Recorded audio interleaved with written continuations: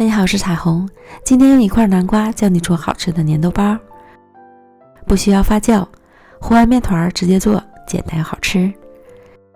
首先准备一块南瓜，重量是100克，改刀切成小块，装盘放入锅中蒸熟，然后将蒸熟的南瓜倒入到大碗中，压成细腻的南瓜泥。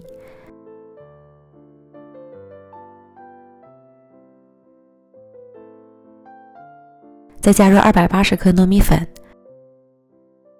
，50克普通面粉，将两种面粉混合均匀。由于南瓜蒸熟后的含水量不同，糯米粉的用量要适当调整。再少量多次的倒入220克刚烧开的水烫面，将面粉烫匀，搅拌成絮状，再下手揉成光滑且软硬适中的面团。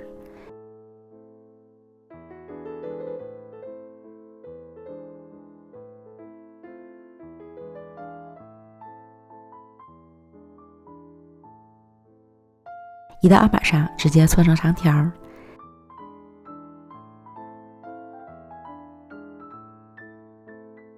下成10到12个面剂，盖好防止风干。取一个面剂揉圆，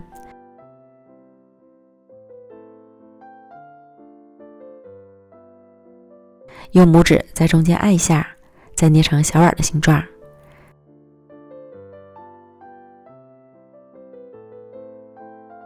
放入提前准备好的豆沙馅儿，馅料可以根据个人的喜好随意更改。虎口收拢法包好，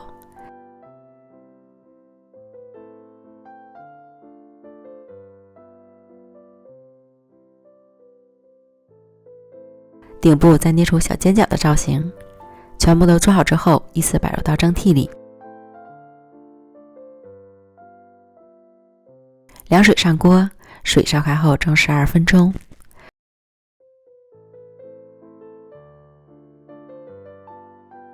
时间到了，直接出锅就可以。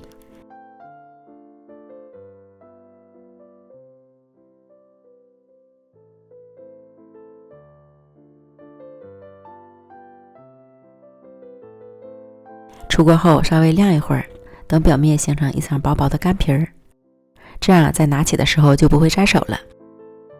颜色金黄 ，Q Q 弹弹的，看着就馋了。